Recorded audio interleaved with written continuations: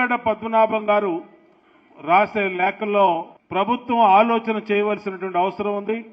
ఆలోచన చేసి సాధ్యాసాధ్యాలకు ఒక కమిటీ వేసి ఆ సాధ్యాసాధ్యాల పైన ఆయనతో చర్చించి డైరెక్ట్ గా ఆయన్ని పిలిస్తే బాగుంటుందని ఆ రోజున అధిష్టానానికి తెలియజేయటం కూడా జరిగింది. కానీ కొంతమంది మన నాయకులే పద్మనాభం గారు ఆయన ప్రయోజనాల కోసం చేస్తా ఉన్నారు, ఆయనకేమీ అంత పట్టు లేదు కమ్యూనిటీలో అని చెప్పి ఆయన్ని ఇగ్నోర్ చేయమని చెప్పారు.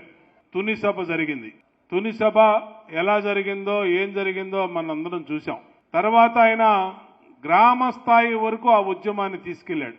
కంచాలు కొట్టండి అని పిలుపునిస్తే మొత్తం రాష్ట్రంలో కాపు కుటుంబాలన్నీ కూడా బయటకు వచ్చి కంచాలు కొట్టినాయి. అలాగే నిరసనల ద్వారా, శాంతియుత నిరసనల ద్వారా కాపు హక్కుల కోసం పోరాడండి ఆయన పిలుపునిస్తే అన్ని చోట్ల కూడా ఆయన పిలుపు మేరకు రాష్ట్రంలో కాపు కుటుంబాలన్నీ కూడా బయటకు వచ్చి శాంతియుత నిరాహార దీక్షలు, నిరసన దీక్షలు కూర్చున్నారు. దాని ప్రభావం ఆయన లెటర్ని ఏదైతే ప్రభుత్వాలకి తప్పుడు సమాచారం ఇచ్చారో ఆయన చేసిన ఉద్యమ ఫలితం 2019లో అధికార మార్పిడి జరిగిందని కూడా తెలియజేస్తా ఉన్నాం. మేము అధికారం కోల్పోయాం 2019లో. ఆ 2019లో మేము అధికారం కోల్పోవటానికి ముఖ్యమైన కారణం ముద్రగడ్డ పద్మనాభం గారి ఉద్యమం అని కూడా తెలియజేస్తా ఉన్నాం. 2019 ఓటమికి కారణాలు ఏదైతే చెప్పారో బోండామ్మ గారు, అది ఆయన యొక్క వ్యక్తిగత అభిప్రాయం. నిజంగా నిస్వార్థంగా ఇచ్చిన మాట ప్రకారం కాపుల కోసం పనిచేసిన వ్యక్తి చంద్రబాబు నాయుడు గారు. అల్టిమేట్గా ఏంటంటే పద్మనాభం గారు స్వర్గస్థులయ్యారు. ఆయన గురించి ఎవరో కూడా తప్పుగా మాట్లాడకూడదు. ఆయన ఆ కమ్యూనిటీ గురించి పోరాడిన మాట వాస్తవం, అందులో తేడా లేదు. ఏదైనా ఆ కమ్యూనిటీకి చేసిన వ్యక్తి చంద్రబాబు నాయుడు గారు, ఇది వాస్తవం, ఇందులో తేడా లేదు.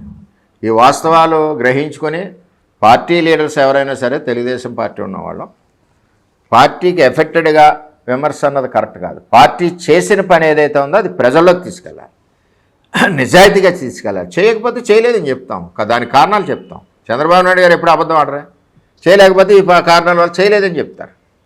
ఇంకేదంటే కాపుల కోసం ఇంత కష్టపడి ఇంత ఖర్చు పెట్టి ఇన్ని రకాల అవకాశాలు కల్పించిన చంద్రబాబు నాయుడు గారి గురించి యావత్ తెలుగుదేశం పార్టీలో ఉన్న 175 నియోజకవర్గాల్లో ఉన్న అందరం మాట్లాడవలసిన ఆవశ్యకత ఉంది.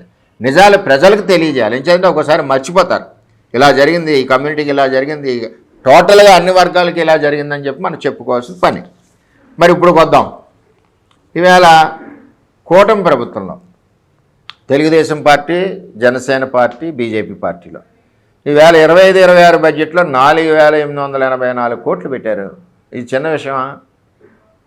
ఎవరన్నా ఒక్కరు మాట్లాడడం వలన 175 నియోజకవర్గాలకి ఎఫెక్ట్ అవుతుంది. చేసిన పని చెప్పుకోవడం వలన 175 నియోజకవర్గాల్లో తెలుగుదేశం పార్టీ బలపడదు. చేసిన పని చెప్పుకోకుండా సరదాగా మాట్లాడితే ఏమవుద్దని చెప్పి మనం తప్పుగా మాట్లాడడం వలన పార్టీకి నష్టం జరుగుతుంది.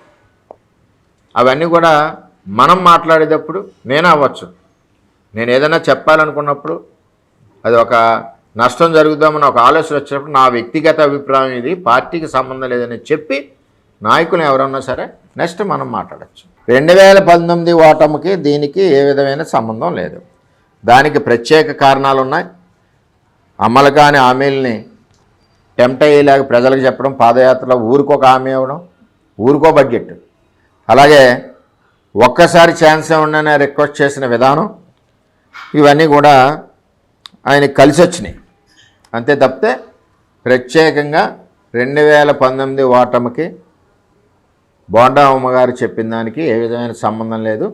అది వ్యక్తిగత అభిప్రాయం బోండామ్మ గారిదని మేము తెలియజేస్తూ ఉన్నాం.